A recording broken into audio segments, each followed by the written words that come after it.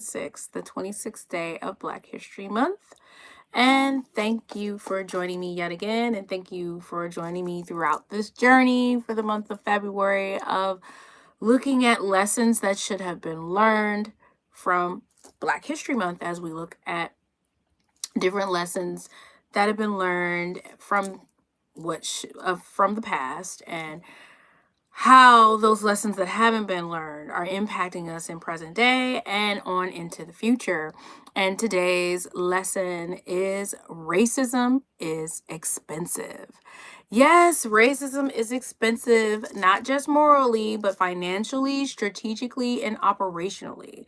Now, I have some notes here, and economists estimate that closing racial gaps in wages, education, housing, and investment could have added up to $16 trillion to the US economy over the last 20 years. And another 5 trillion would have been in just the next 5 years. And racial and ethnic inequities have cost the US an estimated $51 trillion in lost output since 1990. Now, that's a lot of money. That's a lot of money that could be going into our economy that can help to bridge the gap in education and reduce inequities throughout many millions, throughout all Americans, you know, leveling up everyone so that they have fair opportunities for all, strengthening education systems, even infrastructure. All these things could have been leveled up for our country. But no, we decide to continue to align with racism.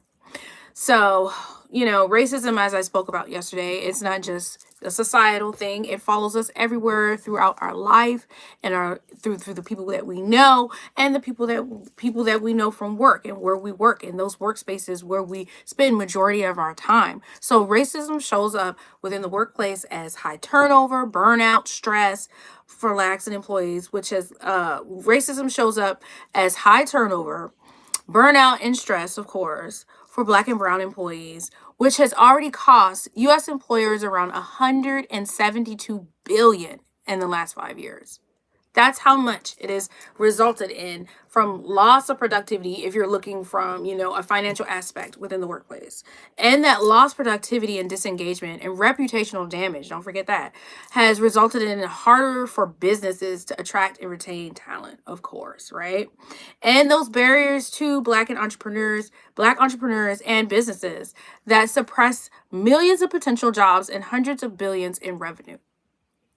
So, it's kind of obvious racism isn't just hurtful, but it's a high cost, low return business model. Now, everything is money. We know in society, everything revolves around money, but leadership always forgets that we, the human, are the reason for money to be a thing and money to even be a factor. Because we go to work to get paid, we get paid to spend our money. So where we spend our money determines what we're allowing to be acceptable and not acceptable. Many kind of can overlook because they just love things, but even then, once it becomes understood where those things are going and how it's valuing others and not themselves, then there can be some changes that are made from that. But bottom line is racism is expensive. Just those numbers alone, I got to go back and I got to repeat it again because this is just crazy that it can cost the trillions of dollars to the US economy, all because of the investment in hate and the willingness to align with hate and to not move forward. Literally, $5 trillion within the next 5 years could have been saved. In over 20 years, $16 trillion to the US economy. That is a lot of money. That is money that you can't tell me corporations don't recognize, You can't say that you don't recognize the value of humanity because humanity is what you're investing in and expecting to buy your products and services. So it's definitely understood that it's important that we don't highlight where we treat people wrong. And we see this when we look at companies such as Target, which is a prime example that many love to speak about, because it kind of, we saw it in real time how the company is struggling due to its decision to remove DEI. And we see it with other companies as well. But even then, there's always a way to pivot and branch out into other areas because, the world is large. But what we forget is that our dollars determine the success of these businesses. So, as I said, racism is expensive, right? And it's expensive because it's based on, and companies are relying on, the human factor. But when the human is standing up against this negativity, against this hatred, that means that our dollars are not going to no longer be invested into those types of companies.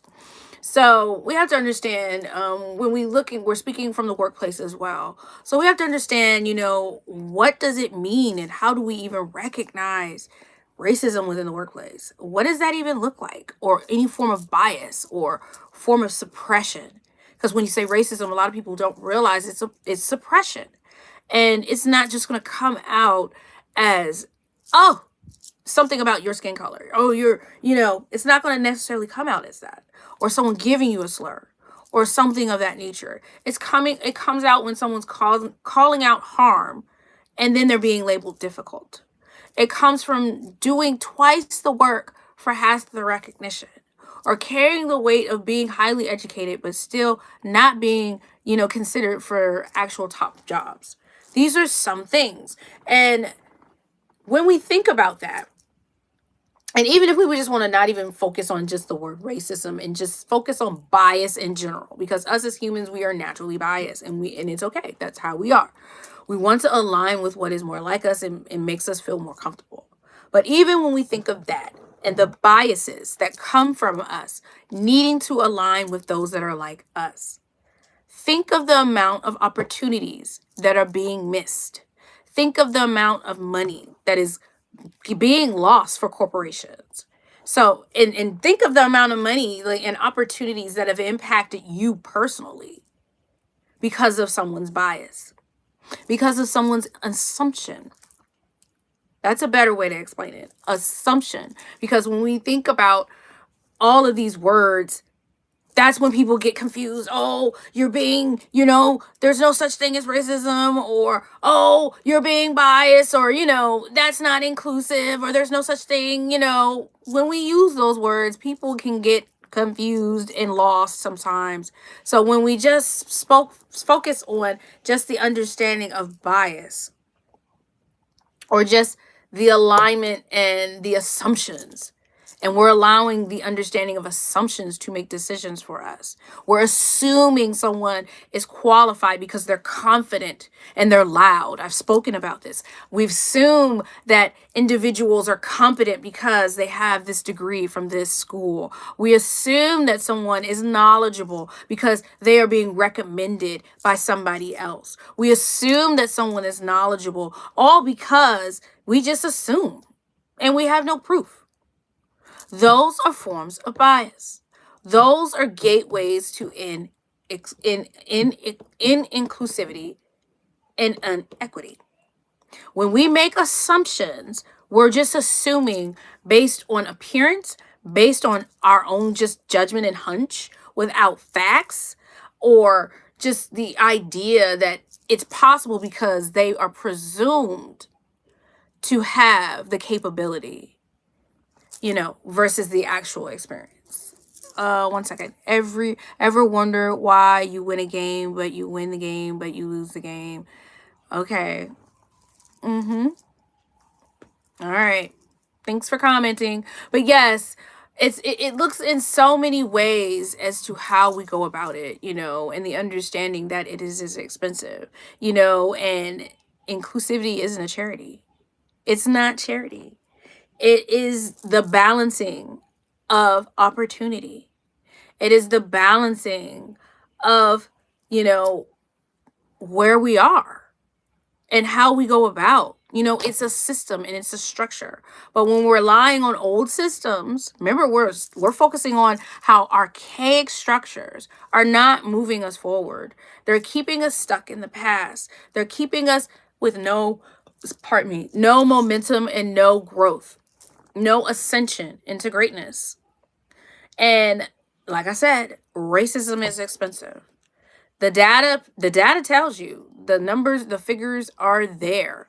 Trillions of dollars that could be saved and put forward into the economy if racism was a thing of the past. If racism was not an alignment to just this idea of succession and power for the few. Biases hold us back,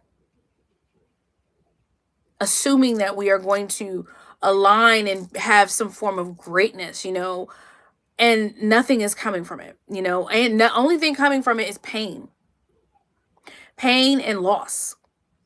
And we are not advancing as a society. We're not moving forward. And the data shows that we can't move forward. We can't even, profit, because we're holding on to old systems. And those barriers are not only impacting us through burnout and stress, lack of productivity, lack of opportunity, so that goes into impacting families, health, income, and of course, profits for companies, because companies love money.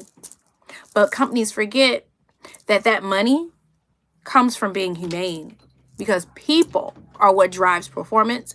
People are what move society forward. So that's something to understand and something for people to not forget and to recognize, that success only comes from the humane approach. So that means moving forward and you being the change and not being afraid to step up and be a leader, as I've spoken before. All of these lessons focus on the importance of you being a leader by not being fearful. That's really what it is. And not shuddering into this suppressive box. Because it's not only costing you, but it's costing your family's legacy. It's costing society. And it's just hindering the world. No advancement is coming from it. No real income or true, satisfaction in life is coming from it. And for businesses, who love profits, they're not profiting. All the money that could be shared, the trillions. Imagine what those trillions could do to better society.